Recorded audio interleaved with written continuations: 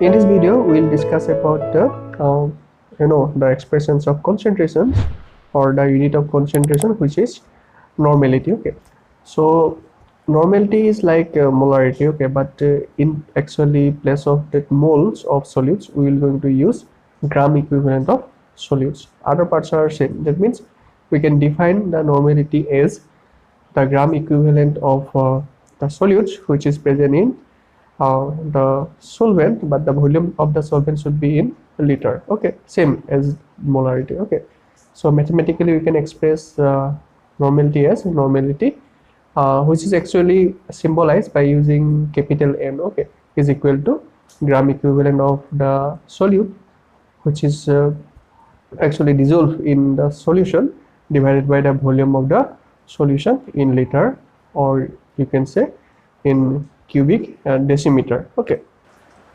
moreover we can express the normality as normality is equal to gram per liter divided by equivalent mass, but in case of molarity we divide by what? Molar mass. So here the difference is that we have to use the equivalent mass. Okay, and the solution, if we express the concentration of the solution in normality, then those type of solution are known as normal solution. Okay, and in case of molar solution, we know that we have to add some actually amount of substance, or in gram. Okay, we have to add some solute in a volumetric flux, and we have to add the solvent to prepare the solution. Okay, similarly like this also, that molar solution, actually in case of the normal solution also we have to add some amount of the solute in a volumetric flux to prepare the solution, and then we're going to add the solvent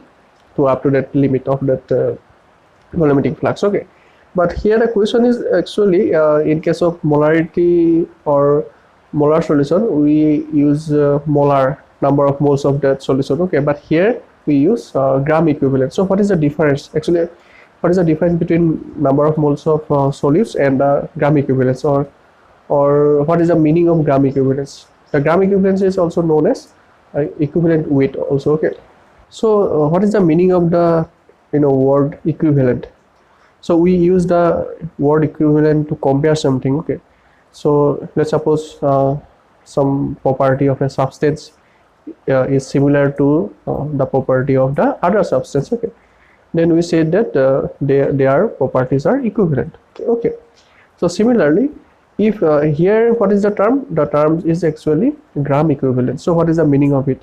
So something related to mass. Okay, gram equivalent means some the substance will be related. The two substances will be related with each other by their masses, and it is actually defined as the mass of the given substance which will combine with or displace a fixed quantity of other substance.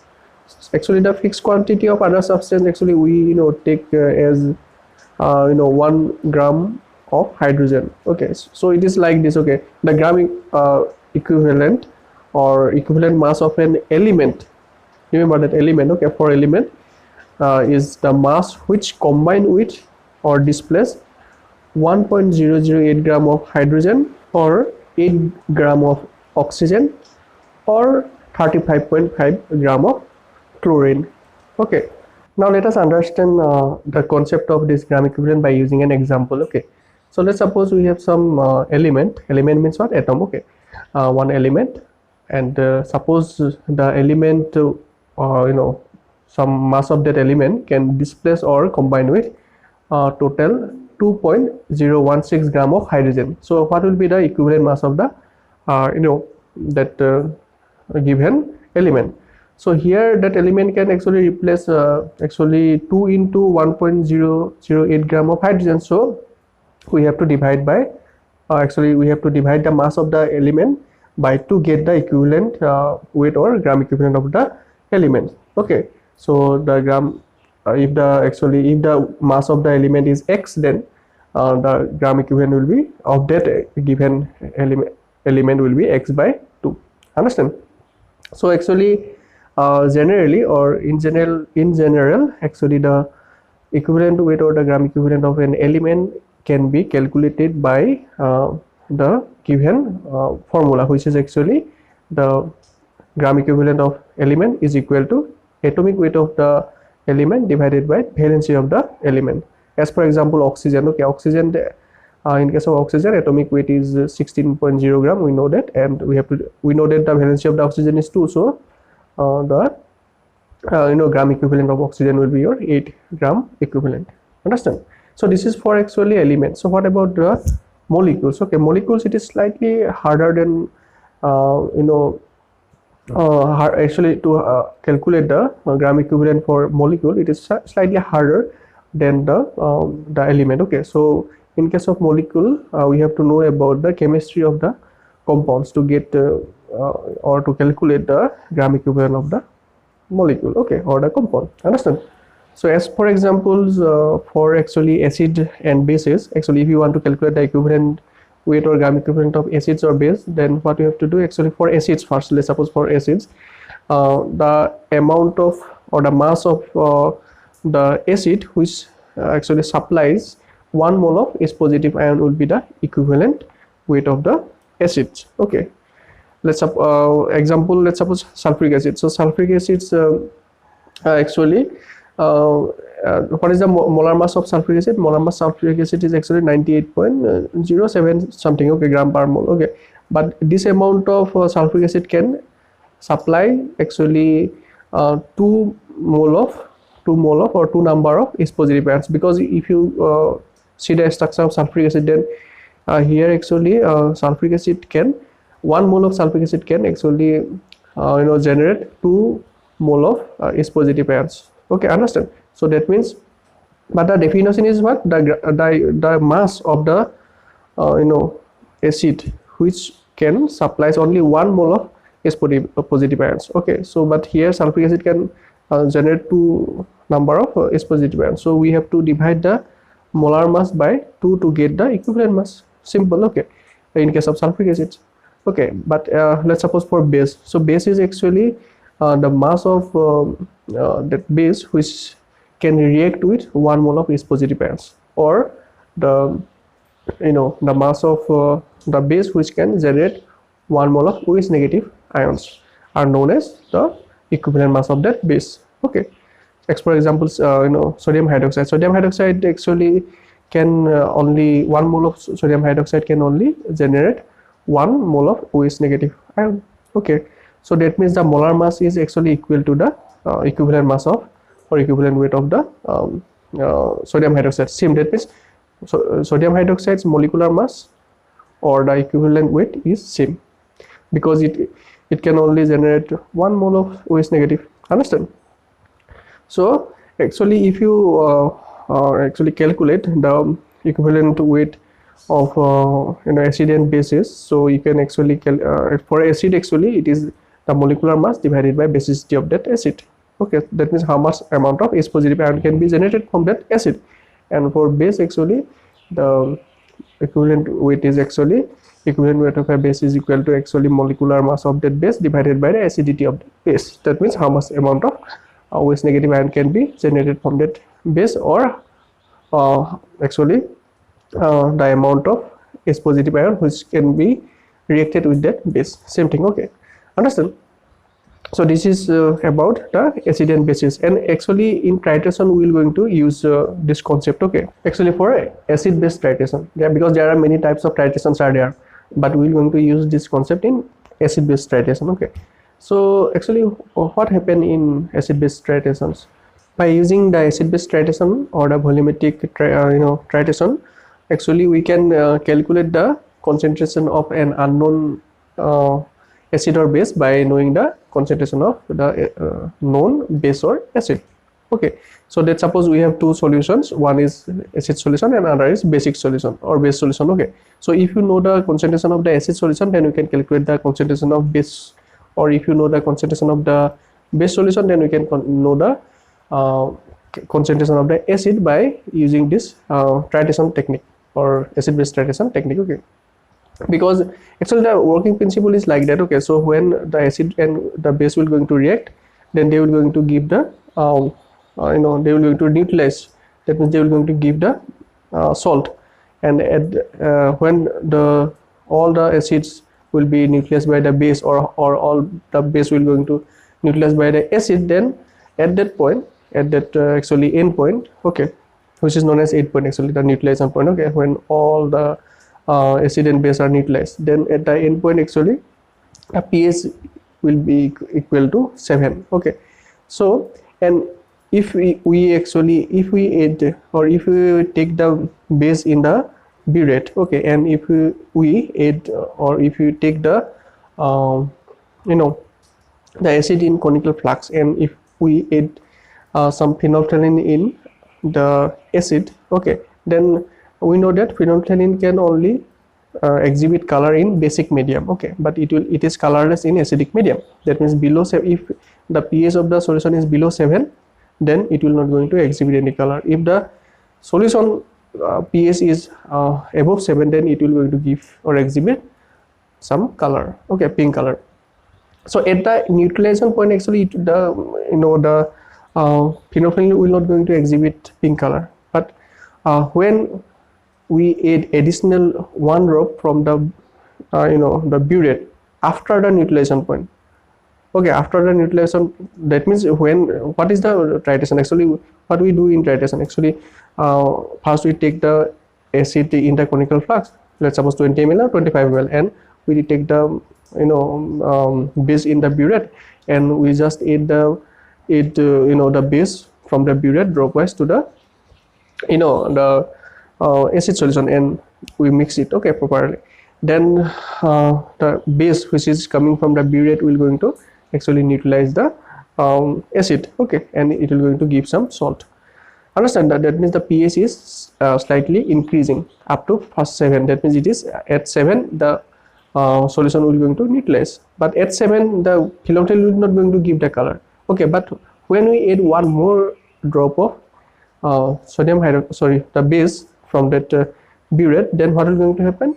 The solution inside that conical flux, which was first acidic, okay, it will become what? Basic, because that drop will going to increase the basicity, because before adding that drop, all the solution become neutralized, okay. That means it is pH is equal to 7, but when we add 1 more drop from the burette, then it will the solution in that conical flux become basic, because the pH will going to increase, okay, more than 7. Then at that point the the pH the phenolphthalein will going to exhibit color, because the solution will become basic in nature. Understand? So at the end point, actually the amount of the base which is added from the burette is equivalent to the amount of the acid which was taken inside that conical flux.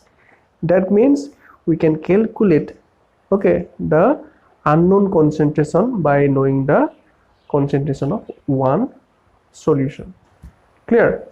So this is the beauty of the acid-base titration, and try to understand the concept of this acid-base titration, because in Viva exam, some question will ask by the examiner. Okay, definitely one question will be asked from the titrations. Okay, so this is about the acid-base titration, or the equivalent mass of acid and bases. And one more types of actually reaction can be encountered in in higher secondary courses, which is actually redox reactions. Okay, so what is redox reaction? Redox reactions are those reactions in which actually oxidation and reductions occur simultaneously. That means at the same time. Okay, so what is oxidation or what is reduction? Reduction is actually gaining of electrons, or oxidation is actually when some substance will lose some electrons from them, then it will going to be known as oxidation. Okay, so actually in oxidation and reduction reactions, actually when one oxidation reaction occur, simultaneously one reduction reaction is always occurring. So let's suppose you have one substance, that substance can donate some electrons. Okay, that electrons can be accepted by the some other substance, then only that those substance can donate. Understand? So that means one substance will going to donate some electrons, and those electrons will be accepted by the other substance. That means oxidation and reduction will going to occur simultaneously. Okay, so for the substance which can exhibit this type of oxidation and reduction reactions, because these reactions occur because due to what? Due to the transferring of electrons. Okay, by knowing the number of electrons which take place in the process, we can calculate the equivalent equivalent weight or gram equivalent. Okay, so let's suppose potassium permanganate. Okay, so potassium permanganate actually has a molar mass of 158.03 gram per mole. Okay, and it can react with 5 moles of electrons per mole of potassium permanganate. So the equivalent weight is actually equal to 158.034 gram per mole divided by 5 equivalent mole of electrons. So the gram equivalent will be your 31.6.606 something. Okay, gram equivalent. So the meaning of it is that if the substance can exhibit some redox reactions, then by knowing the amount of electrons, we can calculate the equivalent weight or gram equivalent by dividing the molecular mass of that substance by the number of electrons which can be donated from that substance or which can be accepted from that substance. Understand? So up to now we are able to understand how to calculate the gram equivalent of first element for element, second for molecules. Molecules means some acids or base, and for other substance which can exhibit some redox reaction. Okay, so we can calculate the gram equivalent or equivalent weight, and by using that gram equivalent or equivalent weight, we can calculate the normality of that solution. Okay, now let us do some example of this normality concept.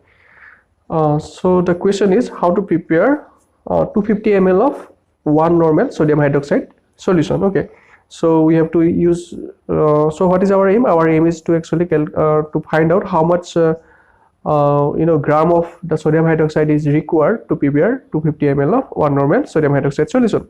Okay, so we know that normality is equal to gram per liter divided by equivalent mass. So here how much normality we want to prepare? 1 normal. So here in place of normality we can use 1 normal is equal to, we have to actually find out the gram per liter, and here the equivalent mass of the sodium hydroxide is actually, sodium hydroxide is what? Base. Okay, so for base actually equivalent mass is the molecular mass of that base divided by the what? By acidity. Okay, so here acidity of the sodium hydroxide will be what? 1, because only 1 OH negative ion can be obtained from 1 mole of sodium hydroxide. Okay, so we know that molecular mass of the sodium hydroxide is 40 gram per mole. So here, and the basicity is equal to 1. Sorry, acidity is equal to 1. So here the equivalent mass and the molar mass is actually equal to each other. Okay, so it will be actually 40. So gram per liter is equal to 40. Okay, so what is the meaning of it? The meaning of it is that to prepare 1000 ml 1 normal sodium hydroxide solution, we need 40 gram of sodium hydroxide. So that means our aim is to actually prepare 250 ml of 1 normal sodium hydroxide solution. Okay, so to prepare 250 ml 1 normal sodium hydroxide solution, we need 40 divided by 1000 into 250 gram of sodium hydroxide. That means if you calculate this, then it will be 0 0 cancel, 25 to 4, so it will be actually 10 gram. So we have to weight 10 gram of sodium hydroxide by using some balance and some Petri dish, and we have to take 250 ml of that volumetric flux, and first we have to transfer the sodium hydroxide, that means 10 gram sodium hydroxide into that volumetric flux, and then we have to add a little amount of water up to this mark. Then we have to mix the solution properly. Okay, then again we have to add after dissolving the sodium hydroxide in that in those amount of water, then we can add the water up to the limit to prepare the 250 ml 1 normal solution. Understand? So this is a very simple example. Now let us take one more example. Suppose the question is how to prepare 0.1 normal 1 liter sulfuric acid solution. Okay, so for that we have to use the expression which is normality is equal to gram per liter by equivalent mass. So first of all, what we have to find? We have to find out the equivalent mass of sulfuric acid, which is actually We know that molar mass of the sulfuric acid is 98.079 gram per mole, and because in case of sulfuric acid 2 mole of H positive ion can be generated from 1 mole of sulfuric acid, so we have to divide this molecular mass by 2 to get the equivalent mass. We already discussed this. Okay, so the gram per liter will be equal to actually 0.1 into 98.079 by 2. So if you calculate this one, then you will get that 4.9039 gram of sulfuric acid will be required to prepare 1 liter of solution. So that the meaning of this line is that to prepare 1 liter 0.1 normal sulfuric acid solution, we need 4.9039 gram of sulfuric acid. But here here again we know that sulfuric acids, that means the concentrated sulfuric acid in laboratories are stored in some bottle, and it is in the form of liquid. Okay, so we have to convert this that mass, that was in gram, into the ml. Okay, and we can actually calculate the amount of sulfuric acid which is required to prepare that given amount of or given normal of that sulfuric acid by using the formula gram density formula. Okay, so which is density is equal to mass per volume. So we can calculate the volume required to prepare the solution. Okay, so volume is equal to mass per density. So here mass, how much amount of sulfuric acid is required? From this calculation we are able to know that 4.903 gram of sulfuric acid is required to prepare the 0.1 normal of 1 liter solution. So again we noted actually the density of sulfuric acid which is stored in laboratory is actually of 1.803. okay, and again actually the solution which is stored in laboratory is not 100%. okay, it is actually 98%. so we have to actually 98% pure. okay, so we have to write here 0.98, okay, to get the volume. So the volume which is required to prepare the 0.1 normal 1000 ml or 1 liter sulfuric acid solution, we require how much? 2.7344 ml of solution. Okay, so this is a very little lengthy problem, but we can actually use some other approach to calculate the amount of the sulfuric acid which is required to prepare this solution. But in exam you have to write this way. okay, but in practical we can use other technique also to calculate the amount of volume which is required to prepare that amount of solution. okay, so in practical laboratory, okay, in practical laboratory class we can use the formula N1V1 equal to N2V2, this formula to prepare the solution.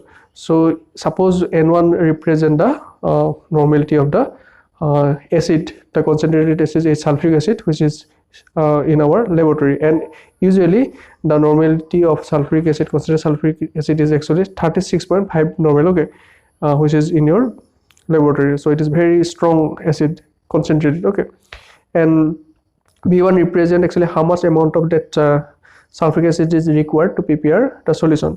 To prepare the solution means N2 actually we have to prepare the solution how much? 0.1 normal. So N2, let's suppose N2 is equal to 0.1 normal. So this N2V2 is actually representing the final volume, that means which we want to prepare the solution. okay, that means V2 amount of solution we want to prepare, and of N2 normality. So N2 here 0.1 and V2 how much we want? 1 liter, that means 1000 ml. okay, so here if you calculate this problem, or if you want to actually if you try to find out the V1 by using this relation, then it will be your 0.1 into 1000 by 36.5, so 2.739 ml of sulfuric acid. So we can use this technique in laboratory to prepare the solution.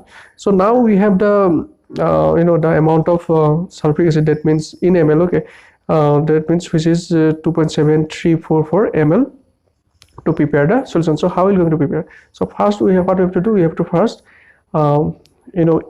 take 2.734 ml of sulfuric acid in a 1 liter of volumetric flux. Then we have to add gradually water up to the limit. that means the limit to prepare the solution. Understand? So this is the other examples. I think you understand this example. I think these examples are enough to understand the concept of normality. Okay, so now we will discuss about the last expression of concentration or last unit of concentration, which is molality. And molality is actually symbolized by using small m. So please remember this. Okay, for molarity we use capital M, for normality capital N, and for molality we use small m, okay, to represent the molality. So and it is defined as the molality is actually equal to moles of solute divided by mass of the solvent in kg. So in case of molarity we use actually the volume, okay, volume of the solution in liter, volume of solution, but here the mass of solvent, not solution, mass of solvent. So this is the only defined things, okay, and in kg actually. So here one example is given. So if the molality is 1, okay, 1 mole solution, so what is the meaning of it? So we know that 1 mole solution means 1 mole of that solute will be present in 1 kg. Okay, so let's suppose for potassium chloride solution. Okay, so that means 1 mole of, that means 1 mole means what? 74.5 gram of potassium chloride is actually dissolved in 1 kg of the solvent. Here the solvent is actually water. Mainly in practical we will use water to prepare all the solution, okay. And so this is a very easy actually expression of the concentration or the unit of concentration, okay. So actually in this section we are able to understand about some expressions of concentrations or units of concentrations, like weight by weight percent, weight by volume percent, volume by volume percent, ppm, mole fraction, molarity, normality, and molality, okay. So each of actually each have some some advantages or some disadvantages, okay. So but usually in our practical or in practical work or laboratory we mainly going to use the normality and molarity, okay. So hope you understand all of the units, okay. And I think this is enough for this class. So in the next class we will discuss about the solubility of the solids in some liquids, okay. Thank you.